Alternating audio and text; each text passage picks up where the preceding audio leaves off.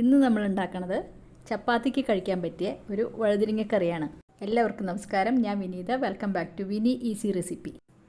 അപ്പോൾ വഴുതിരിങ്ങ കറി ഉണ്ടാക്കാൻ വേണ്ടിയിട്ട് ഞാൻ ഇവിടെ ഒരു 6 വഴുതിരിങ്ങയാണ് എടുത്ത് വെച്ചിരിക്കുന്നത്. അപ്പോൾ വഴുതിരിങ്ങ എല്ലാം നന്നായി കഴുകി അത് ഞാൻ വെള്ളത്തിലേക്ക് മുറിച്ചിടുകയാണ്. നീളത്തിലാണ് ഇങ്ങനെ മുറിച്ച് വെക്കേണ്ടത്. ഇനി അതിൻ്റെ കറ പോകാൻ വേണ്ടിയിട്ട് കുറച്ച് മഞ്ഞൾപ്പൊടി നമുക്ക് ചേർത്ത് കൊടുക്കാം. കറിയിലേക്ക് അരിഞ്ഞ് ചേർക്കാനുള്ള കുറച്ച് ഇൻഗ്രീഡിയൻസ് ഇവിടെ എടുത്ത് വെച്ചിട്ടുണ്ട്. ഒരു കഷ്ണം ഇഞ്ചി, ഒരു സവോള, 2 തക്കാളി, പിന്നെ ഒരു 3 പച്ചമുളക്, പിന്നെ ഒരു 5-8 അല്ലി വെളുത്തുള്ളി. ഇതെല്ലാം ചെറിയതായിട്ട് അരിഞ്ഞു വെച്ചു. മിക്സിയുടെ ജാർ എടുത്ത് വെച്ചിട്ടുണ്ട്. അതിലേക്ക് നമ്മൾ ഇട്ട് കൊടുക്കുന്നത് ഒരു 10-15 മണി കപ്പലണ്ടിയാണ് കേട്ടോ. അത് ആദ്യം ഒന്ന് പൊടിച്ചിട്ട് പിന്നെ കുറച്ച് വെള്ളം ചേർത്തിട്ട് നമുക്ക് അരച്ചെടുക്കാം. ഇവിടെ ഞാൻ ചേർക്കുന്നത് പച്ച കപ്പലണ്ടിയാണ്. അതിപ്പോൾ വറുത്ത കപ്പലണ്ടി ആയാലും കുഴപ്പമൊന്നുമില്ല. ഞാൻ പൊടിച്ചെടുത്തു. അതിലേക്ക് 2 ടീസ്പൂണോളം വെള്ളം ഒഴിച്ചിട്ട് നന്നായിട്ട് അരയ്ക്കാം. ഇപ്പോൾ കപ്പലണ്ടി നന്നായിട്ട് അരച്ചെടുത്തു. ഇനി നമുക്ക് കറി ഉണ്ടാക്കാൻ തുടങ്ങാം. ഇപ്പോൾ ചീഞ്ചട്ടി അടുപ്പത്ത് വെച്ചിട്ടുണ്ട്. അതിലേക്ക് ഒരു 2 ടേബിൾ സ്പൂണോളം റീഫൈൻഡ് ഓയിലാണ് ഒഴിച്ചു കൊടുത്തത്.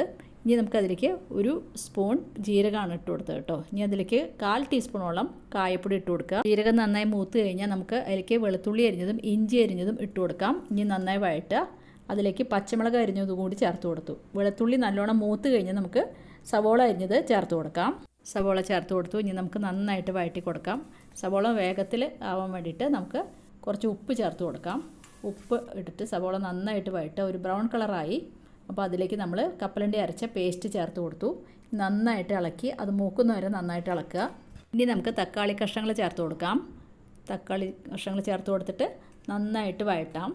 എന്നിട്ട് നമുക്ക് ഒരു 5 മിനിറ്റ് ഒന്ന് അടച്ച് വയ്ക്കാം. ഇപ്പോൾ നമ്മൾ അടച്ചു വെച്ചിട്ട് 5 മിനിറ്റായി. നമുക്ക് തുറന്ന് നോക്കാം. ഇപ്പോൾ തക്കാളി കഷ്ണങ്ങളെല്ലാം നന്നായി വെന്ത് കാണും. ഒന്ന് ഇളക്കി നോക്കാം. അപ്പോൾ നന്നായി വെന്തിട്ടുണ്ട്. ഇനി നമുക്കിതിലേക്ക് മസാലകൾ ചേർത്ത് കൊടുക്കാം. ഒരു 1/4 ടീസ്പൂൺ മഞ്ഞൾപ്പൊടി ചേർത്ത് കൊടുത്തു. ഒരു 1.5 ടീസ്പൂണോളം മല്ലിപ്പൊടിയാണ് ചേർത്ത് കൊടുക്കുന്നത്. പിന്നെ 1 ടീസ്പൂൺ നല്ല മുളക് പൊടി ചേർത്ത് കൊടുത്തു.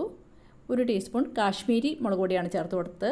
അതിന് ശേഷം മസാല നന്നായിട്ട് മൂപ്പിക്കണം കേട്ടോ. നല്ലോണം ഇളക്കി നല്ലോണം മൂപ്പിക്കണം. മസാല നന്നായി മൂത്തു. ഇനി നമുക്ക് അതിലേക്ക് ഒരു 1/4 കപ്പോളം വെള്ളമാണ് ഒഴിച്ചു കൊടുത്തത്. ഇനി നന്നായിട്ട് ഇളക്കുക. നല്ലൊരു പേസ്റ്റ് പോലെ ആയിട്ട് കിട്ടും. നല്ല കൊഴുപ്പും വന്നില്ലേ മസാലയ്ക്ക്. ഇനി നമുക്ക് നമ്മൾ അരിഞ്ഞു വെച്ച വഴുതിരിങ്ങ കഷ്ണങ്ങൾ ഇട്ട് കൊടുക്കാം. വഴുതിരിങ്ങ കഷ്ണങ്ങൾ ചേർത്ത് കൊടുത്തു. ഇനി നമുക്ക് അതിലേക്ക് ആവശ്യത്തിന് ഉപ്പ് ചേർത്ത് കൊടുക്കാം. ഉപ്പ് നമ്മൾ സവോള ചേർത്തപ്പോഴും ചേർത്തിരുന്നു. അപ്പോൾ അതിൻ്റെ ടേസ്റ്റ് നോക്കിയിട്ട് വേണം ഇപ്പോൾ ഉപ്പ് ചേർക്കാൻ. നന്നായിട്ട് ഇളക്കി കൊടുക്കുക. ഇനി നമുക്ക് ഒരു 5 മിനിറ്റ് അടച്ച് വയ്ക്കാം. അപ്പോൾ നമുക്ക് സ്റ്റൗ ഒന്ന് സിമ്മാക്കി വെക്കണം. അപ്പോൾ തുറന്ന് നോക്കാം. 5 മിനിറ്റ് കഴിഞ്ഞു. അപ്പോൾ ഒരുവിധം വെന്തിട്ടുണ്ട്. നന്നായിട്ട് വെന്തിട്ടില്ല, മുഴുവനായിട്ടില്ല. കുറച്ച് നേരം കൂടി ഒരു 5 മിനിറ്റ് കൂടി നമുക്ക് അടച്ച് വെച്ച് വേവിക്കേണ്ടി വരും. നന്നായി ഇളക്കി കൊടുത്തിട്ട് ഒരു 5 മിനിറ്റ് കൂടി നമ്മൾ അടച്ച് വയ്ക്കുക. ഇപ്പോൾ വീണ്ടും 5 മിനിറ്റ് കഴിഞ്ഞു. ഇപ്പോൾ നമ്മുടെ വഴുതിരിങ്ങക്കറി ഏകദേശം തയ്യാറായിട്ടുണ്ട്. അപ്പോൾ നമ്മുടെ വഴുതിരിങ്ങക്കറി തയ്യാറായി. അത് സെർവിംഗ് ബൗളിലേക്ക് മാറ്റാം.